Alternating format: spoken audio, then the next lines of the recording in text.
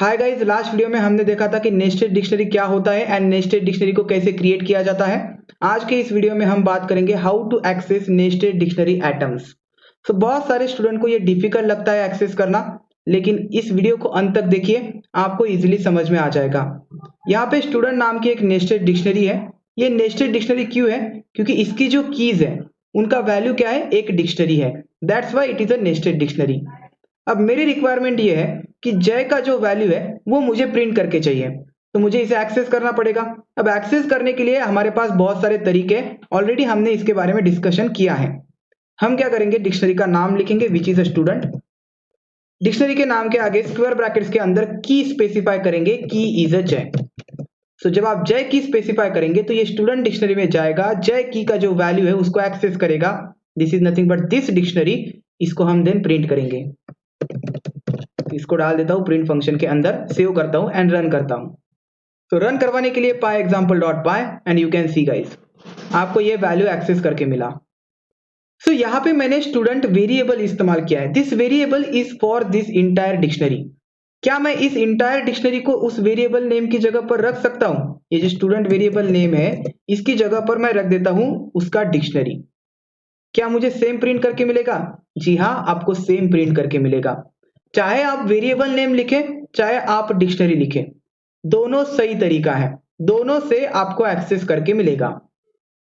So guys, आपको ये समझ में आया होगा कि जब आप किसी डिक्शनरी को एक्सेस करते हैं तो डायरेक्टली आप वेरिएबल नेम लिख सकते हैं और डिक्शनरी स्पेसिफाई कर सकते हैं। देन स्क्वायर ब्रैकेट्स के अंदर आपको लिखना पड़ता है की, जिसका वैल्यू आपको एक्सेस करना है।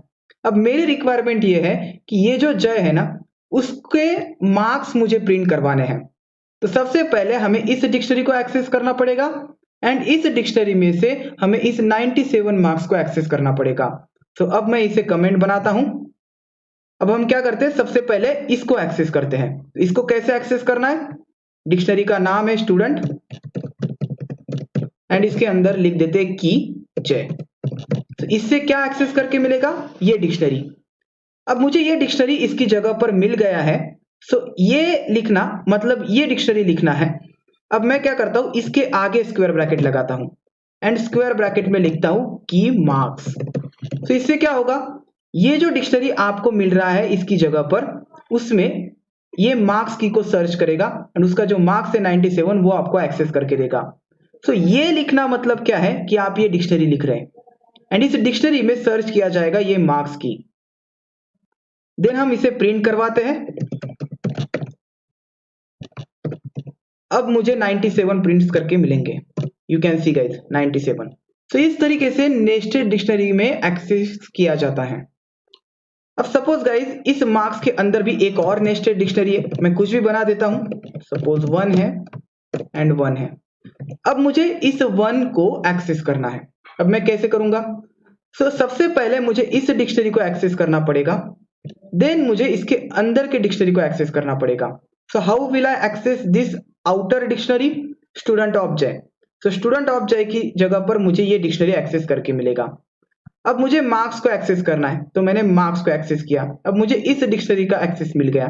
अब इस डिक्शनरी के अंदर मुझे 1 को एक्सेस करना है, तो मैं यहां पे लिखूंगा 1। सो गाइस, ये लिखना मतलब ये पूरी डिक्शनरी लिखना है। तो इसके अंदर जाओ, मार्क्स की को सर्च करो। मार्क्स की हमें देगा ये value, internal dictionary, second level dictionary. अब इसकी जगह पर हमें मिल रहा है सेकंड लेवल डिक्शनरी।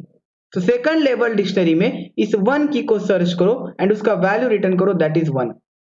तो आपको 1 प्रिंट करके मिलेगा। देखिए 1 प्रिंट करके मिला। तो इस तरीके से नेस्टेड डिक्शनरी को आप एक्सेस कर सकते हैं। अगर ये वीडियो आपको समझ में आता है तो please right yes in the comment box. अगर कुछ भी समझने में दिक्कत होती है तो please right no in the comment box. I hope कि आपको ये समझ में आया होगा। अगर पसंद आता है वीडियो तो प्लीज लाइक दिस वीडियो। अगर चैनल को सब्सक्राइब नहीं किया है तो please subscribe this channel. Will see you next time.